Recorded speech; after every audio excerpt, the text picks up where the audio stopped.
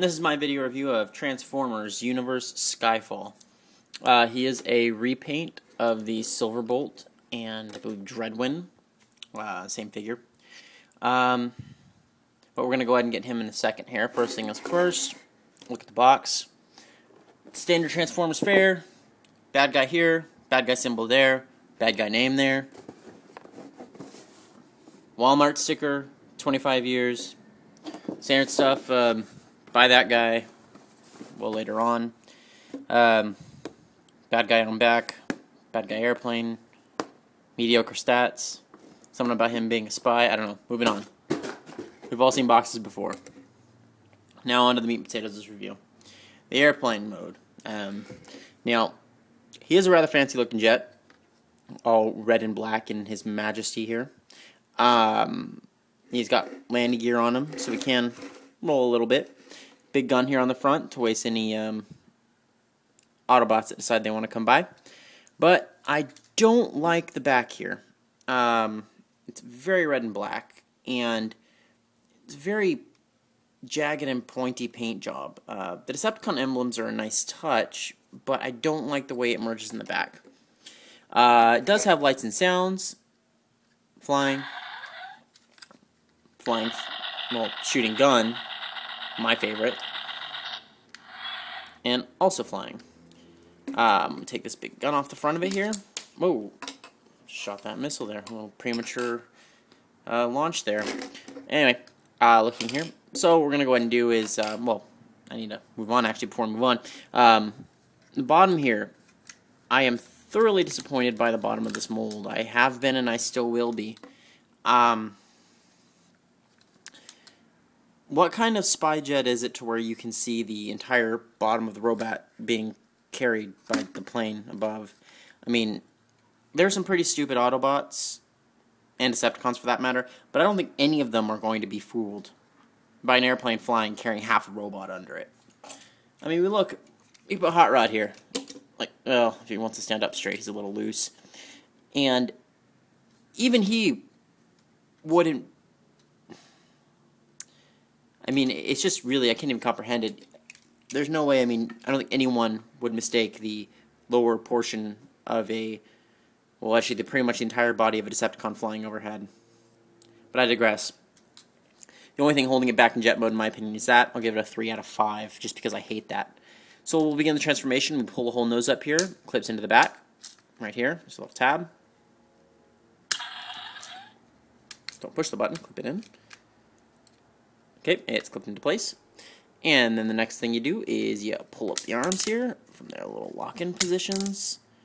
Then you pull out the legs. Nice clicking, ratchety sound here.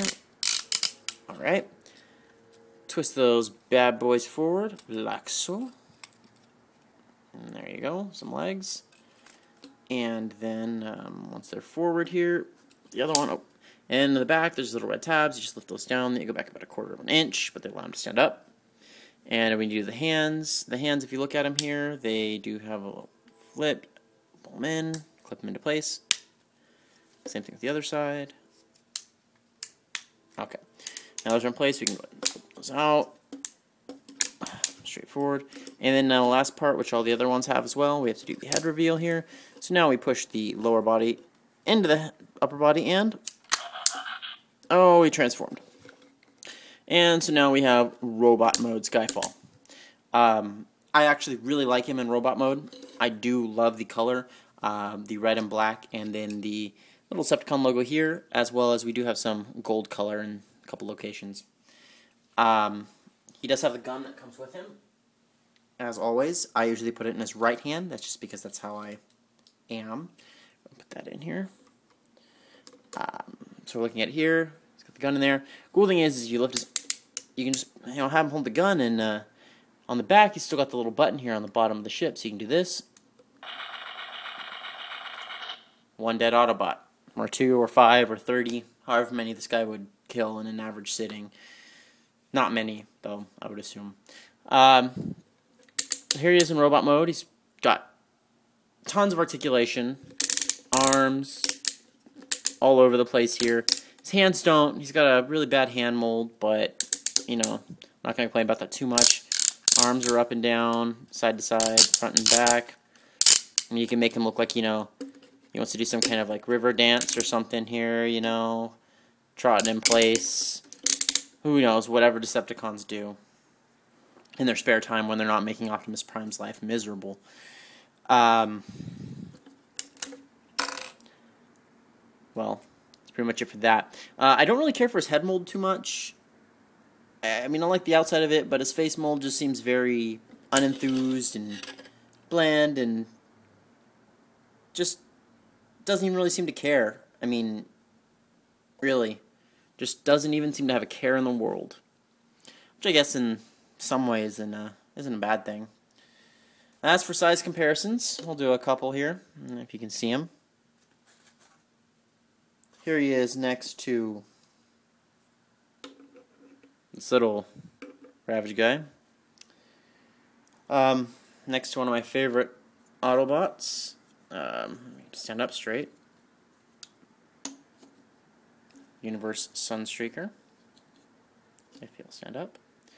And then here he is next to my favorite non-transformable Transformer. Mind doing Soundwave. It's either a family and just one more random bit of... Here he's next to a Pizza Bite. You know, we all live extremely unhealthy here. And kind of hungry. Overall, I'd have to give him an 8 out of 10. I mean, I gave him a 3 out of 5